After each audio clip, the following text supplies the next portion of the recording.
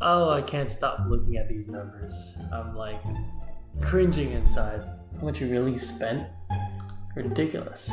What's going on, folks? My name is Tim Casalo, and today we're going to really dive in on how much we really spent on just building our Overland rig. Now, yeah, like I said, looking at the numbers here, kind of like put these numbers together based on the receipts. So let's start with the base of the rig. It was a 2004 Dodge Ram 2500 Cummins turbo diesel.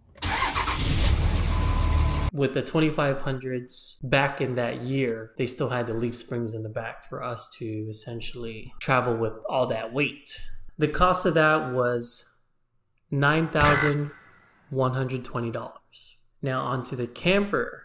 The camper was a four-wheel pop-up camper, and it was the flatbed style. So there's two styles of the camper. One is a slide-on, where it goes on to the truck bed. You don't have to replace the whole truck bed. And the other one which we had was a flatbed version. So essentially it created more floor space of living. It was a 2020 four-wheel camper Hawk.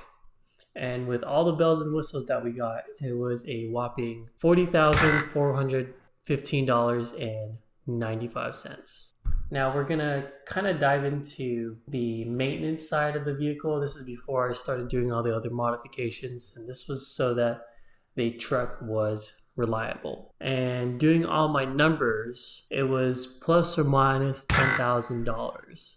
That included new transfer case, the transmission, or the radiator and the coolant, engine oil change, brake change, upgrading the brakes so that way it can handle all the heavier weights, drivelines, the axles and the axle shafts, all that jazz.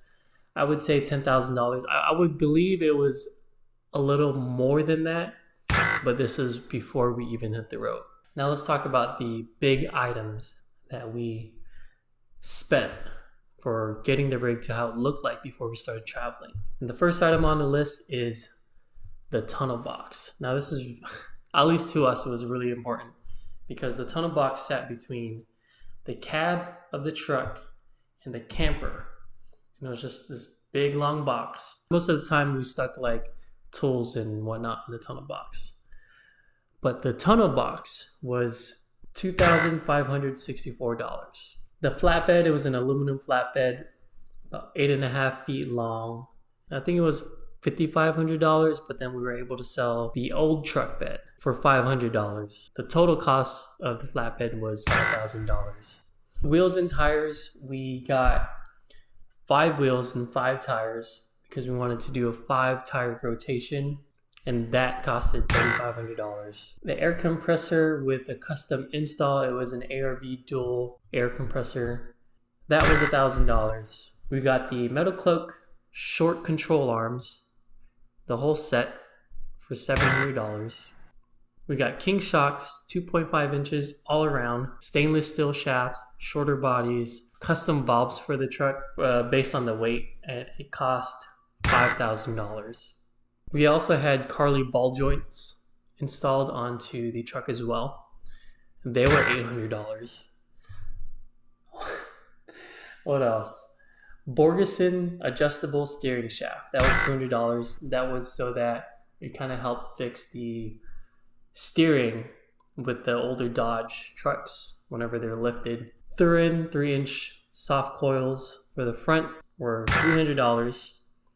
Synergy heavy-duty T-style steering kit with the King steering damper, and that was $1,500.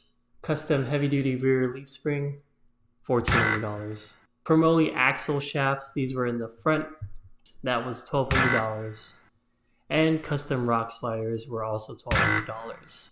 Now, given that the truck was about 5.5 tons total, I really didn't think we even needed rock sliders to begin with. But we got it.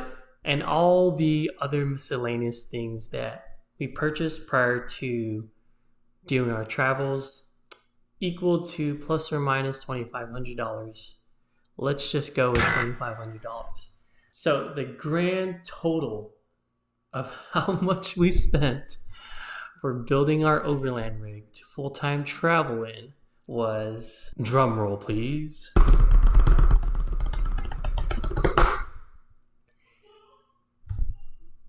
you like that? $86,399.95. Oh my goodness, I'm still cringing just I can't let that feeling go that we spent nearly 100 grand before our travels to even travel.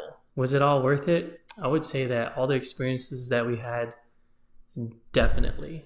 There is not a single day where I don't have a glimpse about that, whether it's good or bad. It just is being able to travel in that Overland vehicle, basically.